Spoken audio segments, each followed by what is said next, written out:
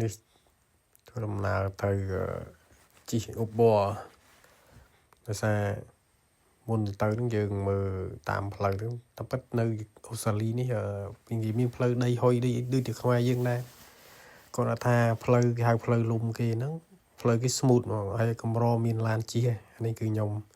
ជិះឡានគេឲ្យជិះក្រោយដីពុនគេជិះមុខគេស្វីតដីពុនគេនេះផ្លូវដីហុយដូចតែយើងដែរហ្នឹងតែផ្លូវដីហុយនេះល្អមែនតើជារលាក់នេះផ្លូវដីហុយហើយក៏មិនមែនហុយទលំដូចផ្លូវដីហុយយើងដែរហើយផ្លូវកស៊ូនេះផ្លូវទូចគេទេប៉ុន្តែខ្ញុំមើលកុងទ័រឡានគេជិះយ៉ាងហោចណាស់ក៏110ហើយ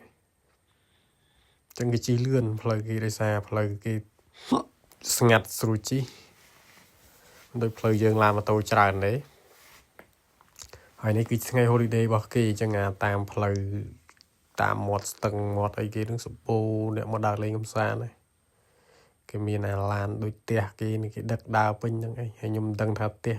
នៅអូស្ត្រាលីនេះយើងពិបាកបែងចែកអ្នកមានអ្នកក្រមិនដឹងថាពីណាគេមានពីណាគេក្រប៉ុន្តែខ្ញុំមើលទៅមានតែទាំងអស់គ្នាហ្នឹងផ្ទះណាថាក្រទៅមើលផ្ទះគេក្នុងបន្ទប់ផ្ទះគេស្អាតមើលពីក្រៅទៅអត់សូវនេះតែបញ្ចូលក្នុងផ្ទះគេរៀបចំស្អាតផ្ទះគេហើយសម្ភារៈគេមានប្រើសពបែបសពយ៉ាងចឹងមានម៉ាស៊ីនលាងចានម៉ាស៊ីនបោកខោអាវម៉ាស៊ីនសម្ងួតមានចក្រានអគ្គិសនីពេញចិត្តយើងសម្រាប់គេហើយគេថាគេអត់មែនអ្នកមានទេហើយនេះខ្ញុំមកដើរដល់តាមមាត់ស្ទឹងមាត់អីចេះតែដើរប៉ុន្តែមានឡានឆ្លាមដែរនៅនេះហើយនេះច្រកចូលទៅដល់កន្លែងដើម្បីត្រៀមជិះទូកដោយសារគាត់ស្គាល់យើងទៅគាត់ហៅយើងមកឲ្យជិះទូកលេងកម្សាន្តនៅតាមមាត់ស្ទឹងជិះយូរដែរហ្នឹងហើយកូនចៅគេឈប់សម្រាប់ទាំងអស់ហើយនេះខ្ញុំដល់វគ្គឡើងឧបនេះជិះលេងជិះសុបាយតា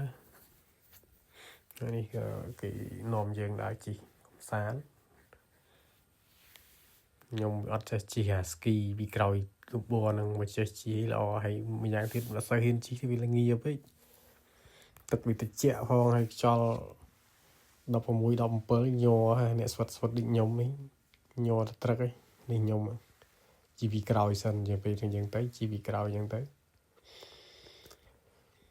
នេះសបោអាផ្ទះគេបដែតទឹកគេពិចារណាគេចិត្តនៅ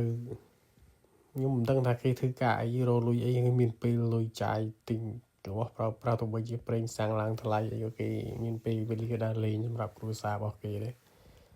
ហើយបើដូចជាយើងនៅខ្មែរប្រាក់ខែតិចតួចអីចាក់តែសាំងឡានគ្រាន់ហ្នឹងហើយមិត្តភក្តិខ្ញុំគាត់ចាក់សាំងឡានអស់ប្រហែល$300ជាងគាត់សាំងឡានហើយយើងប្រាក់ខែយើង300ហ្នឹងច្រើននៅស្រុកខ្មែរហើយចាក់ទៅសាំងឡានគ្រាន់ចាំមកសាំងឡើងមកសុទ្ធឡើង1លាន$2ជាងទៀតដាច់ចោលហើយយើងជិះយើងដើរមើលតាមច្រាំងមាត់ស្ទឹងហ្នឹងមាននេះល្អតាបើយើងអត់មានអីយើងអត់ចេះហែលទឹកយើងអត់ចេះជិះស្គីអីទៅដល់ពេលអញ្ចឹងយើងមិនដឹងបង្កើតភាពសប្បាយរីករាយមិននេះកន្លែងកំណត់ឆ្នាំ2022ទឹកវាឡើងដល់ហ្នឹងចឹងវាលិចនៅតំបន់ហ្នឹងច្រើនកាលពីឆ្នាំ2022ទឹកឡើងច្រើនហើយស្អែកហ្នឹងខ្ញុំត្រូវធ្វើដំណើរឆ្ងាយទៀត3000គីឡូពីអាតលេតទៅដាវ៉ាន់បានត្រឹមថតអូយើងមិនដឹងធ្វើអីឲ្យមកនេះបើសិនជាយើងអត់មានអ្នកជួយទេមិនបាច់ទិញអីហូបទេអីវ៉ាន់ថ្លៃការចំណាយខ្ពស់នៅអូស្ត្រាលីទោះតែយើងមានលុយស្គាល់រកមើលនេះដែរមិនមកស្រួលបើថាយើងគ្មានលុយខ្លួនឯងទេដេកផ្ទះសន្តាគារអីដាច់ចោល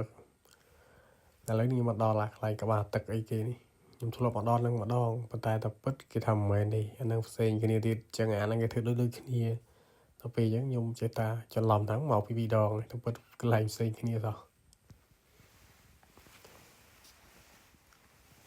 ហើយនៅនេះសัตว์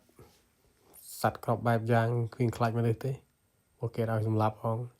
ហើយបើត្រីដែលខ្ញុំស្ទូចបានហ្នឹងគឺគេថាគេរហូតត្រីហ្នឹងគេបោះចោលហើយខំស្ទូចឡើងហត់យកទៅបោះចោលវិញកើតខ្ញុំអាងឲ្យតអស់មើលសត្វស្លាបសត្វអីច្រើននៅនឹងហើយว่าសត្វធំនេះដូចសត្វអីថាសត្វធំមកឈ្មោះវាតែវាអត់ខ្លាចមនុស្សទេ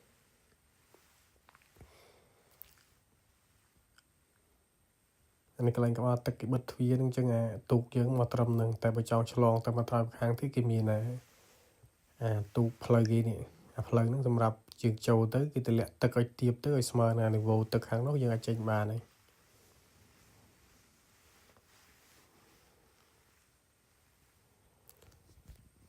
បានឈប់ទៅត្រឹមហ្នឹងយើងបកមកវិញខ្ញុំមកជីហាទូខាងមុខវិញស្រួលថត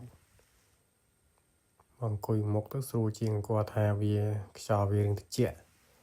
ខ្លាំងពេលយើងជិះមុខលងាតែសម្រាប់គេធាត់មិនអីយើងអ្នកស្គមហ្នឹងនឹងងាយញ័រញាក់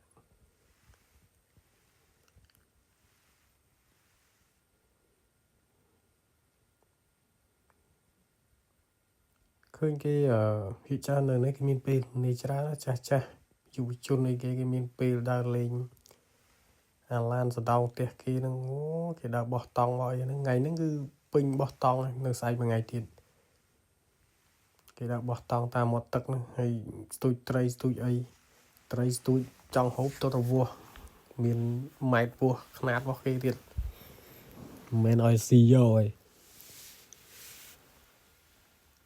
មិនឲ្យទៅជាប់ស្ទូចយើងហ្នឹងលើកមកផ្ទះបានទេមានຂະຫນាតពោះត្រឹមត្រូវតែប្រទេសគេនៅនេះ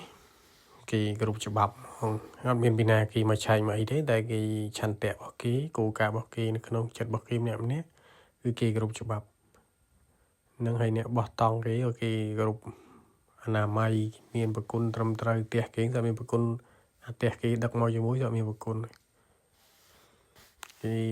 គ្រប់បរិស្ថានគេសម្អាតបរិស្ថានបានល្អតាមផ្លូវជុំវិញគេយកធ្វើដំណើរខ្ញុំមកនេះមកជិតមួយខែដែរខ្ញុំចុះនៅផឺតហើយមកលេងអាបានីឥឡូវខ្ញុំមកដល់អាតាឡេតហើយសែកហ្នឹងធ្វើដំណើរទៅទៀតទៅដល់មកត្រើយមកខាងទៀតជិះឡានផងជិះរាប់ថ្ងៃតម្រុំដល់ទីតាំងដែលយើងដោយសារយើងមកលេងយូរអញ្ចឹងថ្ងៃ16ខែ4ជិតចប់ចូលឆ្នាំខ្ញុំត្រឡប់ទៅវិញយុវជននេះគេក្លាហាននឹងអាជីពទូកនឹងគេគ្មានខ្លាចអីទេគេបរៀនកូនគេឲ្យរឹងមាំហ្មងអានេះគ្នាខ្ញុំដែរទេកូនចៅអ្នកដឹកនាំខ្ញុំជីទូកនឹងទេវាជីមកតាមស្រី3នាក់គ្នាគេហ្នឹងជីម៉ូតូទឹកសាហាវគេអូននេះទូចហើយគេបរៀនឲ្យជីអូននេះពីក្រោយហើយកូនទូចមួយឯងក្លាហានជាងខ្ញុំទៀតចឹងវីដេអូខ្ញុំចប់ប៉ុណ្្នឹងហើយបាយ